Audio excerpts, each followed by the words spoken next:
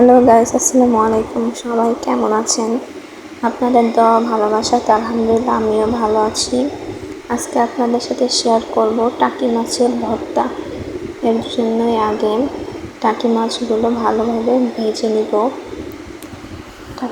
টাকি মাছগুলো ভালোভাবে পরিষ্কার করে ধুয়ে মাঝখান দিয়ে হালকা কাঁটা দিয়ে এগুলোকে ভালোভাবে ভেজে নিতে হবে। একটু পোড়া পোড়া করে ভাজা করব। দেখতে পারতেছেন আমি কিভাবে ভেজে নিয়েছি। এখন আমি মাছ থেকে কাঁটাগুলো ভালো করে ছাড়িয়ে নেব। ছাড়িয়ে নেওয়ার পরে আমি এখানে নিয়ে নিয়েছি পেঁয়াজ, শুকনো মরিচ, ধনিয়া পাতা।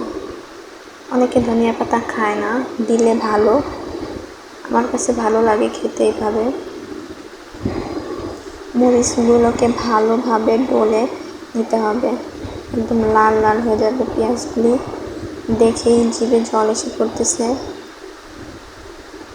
এর মধ্যে দিয়ে দিব খাঁটি সরিষার তেল। যেহেতু খাঁটি, এটার ঝাঁজটা অনেক বেশি, যার কারণে আমি সামান্য দিয়েছি। আমি এই মরিচটা আমি আলাদা খাবো, যার কারণে আমি এখান থেকে সামান্য পরিমাণে উঠিয়ে রাখলাম। এখন এর মধ্যে আগে থেকে কাটা ছাড়িয়ে রাখা মাছগুলো দিয়ে ভালোভাবে এগুলো মেখে নিতে হবে।